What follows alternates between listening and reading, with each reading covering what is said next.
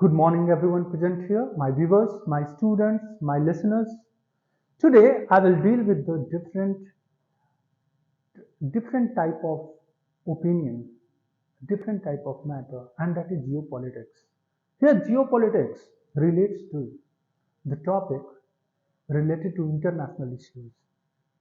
But I will talk about national issues also.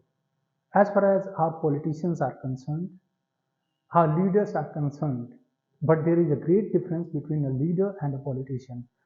अगर हम एक लीडर की बात करते हैं तो वह नेतृत्व करता होता है, वह नेतृत्व करता है ईमानदारी के साथ।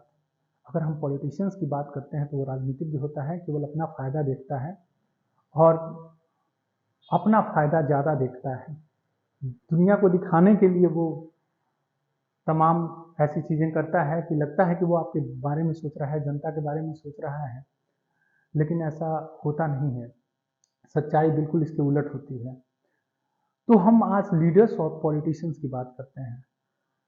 लीडर्स हम किस इंसान को कहना चाहेंगे? लीडर्स हम उस इंसान को कहते हैं जो अपने से पहले देश को रखता है। और पॉलिटिशियंस, अगर हम किसी को कहेंगे, एक पॉलिटिशियन कहेंगे, तो पॉलिटिशियंस वो होते हैं जो देश के ऊपर अपने आप को रखते हैं। अंतर हमें समझना होगा। हमें अंतर्राष्ट्रीय मुद्दों पर भी अपनी आंखें खोलनी होगी और राष्ट्रीय मुद्दों पर भी अपनी आंखें खोलनी होगी। अगर हम देश की राजनीति की बात करते हैं दोस्तों, तो 2014 से हमारे प्रधानमंत्री जी नरेंद्र मोदी जी, जो सर्वोच्च पद पर बैठे हुए हैं, प्रधानमंत्री के पोस्ट पर बैठे हुए हैं, उन्होंने काफ़ी अच्छे काम किए हैं। आप माने या न माने, इसको स्वीकार करना पड़ेगा। अगर आप महंगाई के मुद्दे पे बात करते हैं, if you talk about inflation rate, so we cannot avoid the inflation rate in different countries also. You have to think about it very critically. आप ब्लाइंड सपोर्टर मत बनिए किसी के। I am not a blind supporter, लेकिन ज़्यादातर ऐसे मुद्दे हैं जिस पर आपको मोदी जी का गुणगान आपको करना पड़ेगा। मैं जहाँ तक सोचता हूँ, या कोई भी इंसान जो तर्क लगाता है, ये सोचता है, आप एक छोटा सा उदाहरण लीजिए। अगर आप ये कल्पना करिए कि नरेंद्र मोदी जी की जगह जो कोविड जो हम लोग फेज से गुजरे, उस समय कोई दूसरा देश का प्रधानमंत्री, अगर कोई दूसरा व्यक्ति प्रधानमंत्री के पद पर बैठा होता तो देश की स्थिति क्या होती? खूब अच्छे से सोचिए, इस पर खूब अच्छे से सोचिए, आप अपने विचार रखिए। और अगर देश की महंगाई दर कुछ बढ़ी तो उसको आप तमाम कंट्रीज से आप उसको कंपैरिजन करिए, आप लॉजिक रीजन यूज करिए, आप लॉजिक लगाइए उसमें, आप दूसरे कंट्रीज से अपने देश की तुलना करिए। और ये भी आपको मानना पड़ेगा कि वैक्सीनेशन ड्राइव में भारतीय सरकार ने, नरेंद्र मोदी जी की सरकार ने कोई भी पैसा, एक भी पैसा देश की जनता से नहीं लिया। प्लस देश की जनता को, जो गरीबी रेखा के नीचे है, अनाज भी उनको पहुंचाए गए, लगातार आज तक पहुंचाए जा रहे हैं।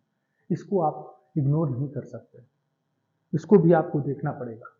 तो इसका अर्थ ये भी नहीं है कि आप राहुल गांधी की आलोचना करें। कुछ मुद्दों पर अभी आप कर्नाटक के चुनाव को देख लीजिए।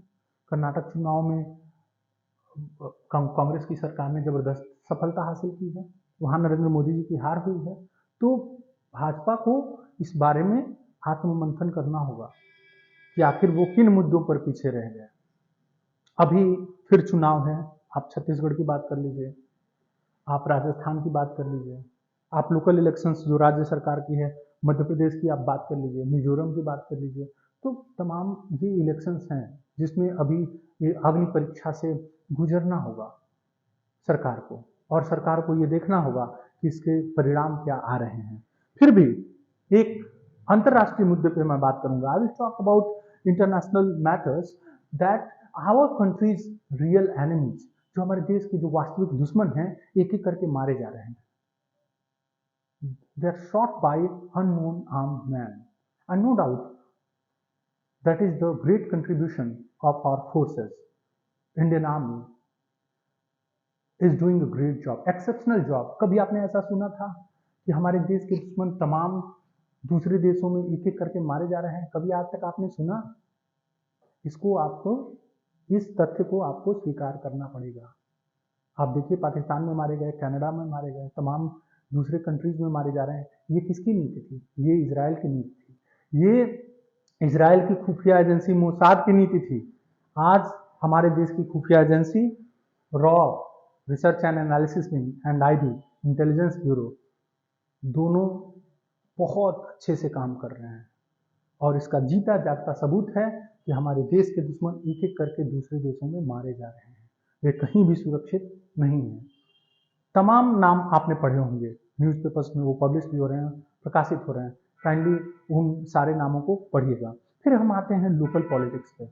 आप लोकल पॉलिटिक्स की बात करते हैं, आप वार्ड पार्षद की बात करें, आप विधानसभा इलेक्शन की बात करें, तो जब आप लोकल पॉलिटिक्स की बात करते हैं तो आपको सेंट्रल का मुंह नहीं देखना होगा। और जब आप सेंट्रल इलेक्शन की बात करते हैं, यानी प्रधानमंत्री पद की बात करते हैं, तो आपको लोकल पॉलिटिशियंस को नहीं देखना होगा। आप दोनों में अंतर समझिए।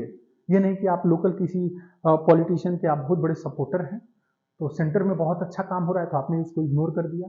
आपने विधानसभा चुनाव के बिल्कुल विधानसभा चुनाव के मद्देनजर रखते हुए आपने विधानसभा में जिसको चुना था, आप लोकसभा इलेक्शन में भी उसको चुनिए, ये जरूरी नहीं है। आप जब सेंटर की बात होती है तो पूरे देश को एक होना पड़ेगा। कौन देश के लिए अच्छा काम कर रहा है उसको चुना, उसको आपको अपना वोट देना पड़ेगा। अगर अभी कुछ राजनीतिक दलों ने इंडिया नाम का एक गठबंधन बनाया, आप देखिए एक दूसरे से ही नहीं बन रही है, उसमें एक दूसरे की बुराई करते फिर रहे हैं। ये कौन सा विपक्ष है? आप खुद इस बारे में सोचिए।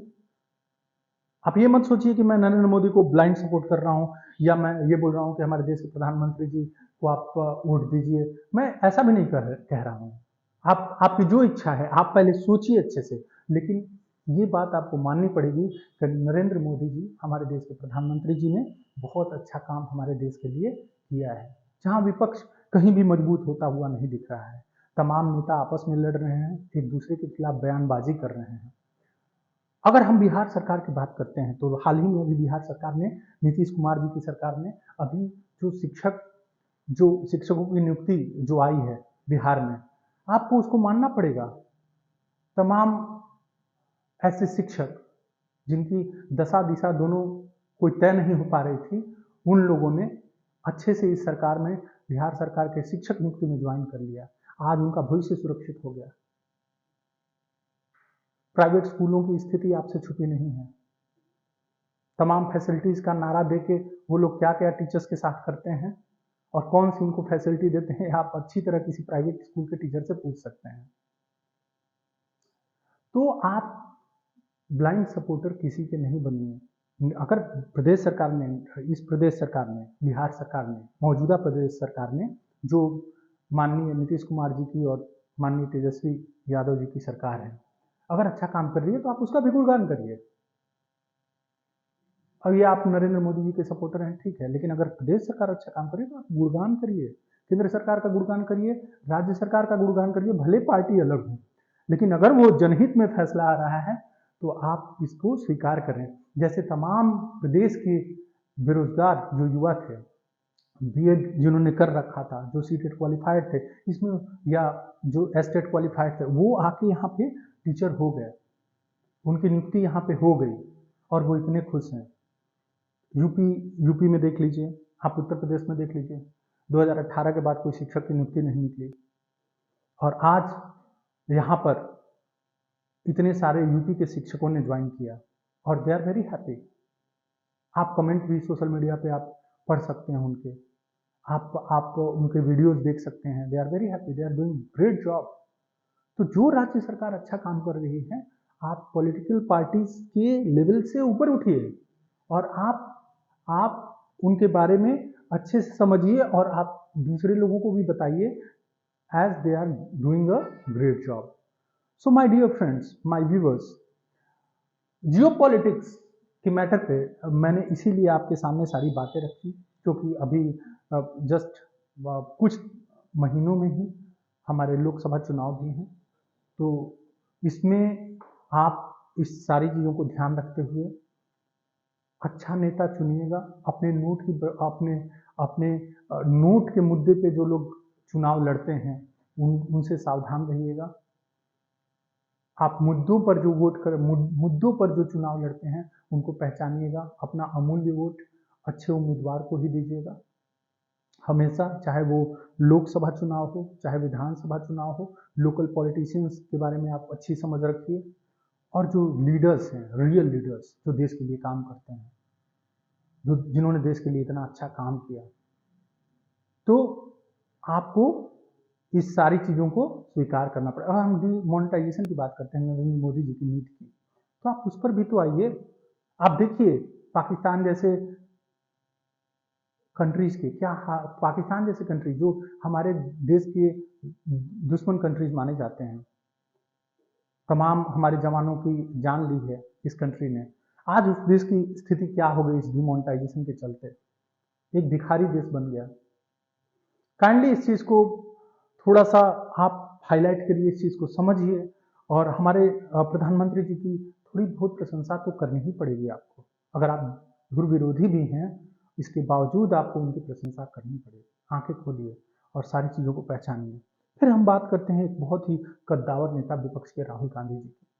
राहुल गांधी जी के बारे में आप अगर बहुत विरोध रखते हैं मन में, लेकिन इंसान के तौर पे आपको उनकी भी प्रशंसा करनी पड़ेगी। राहुल गांधी जी ने जब हमारे देश की, पूरे विश्व की पहली फीमेल एमपी थी अरुणिमा सिन्हा जी, जब उन्होंने माउंट एवरेस्ट स्केल किया उसको, लेकिन उसके पहले की आप स्थिति जानिए। जब उनका एक्सीडेंट, जब उनको चलती ट्रेन से फेंक दिया गया था, चलती ट्रेन से फेंक दिया गया था, और उसके बाद उनका एक पैर काटना पड़ा। उसके बाद उन्होंने डिसीजन लिया कि नहीं, मैं माउंट एवरेस्ट को मैं स्केल करूंगी, और उन्होंने किया।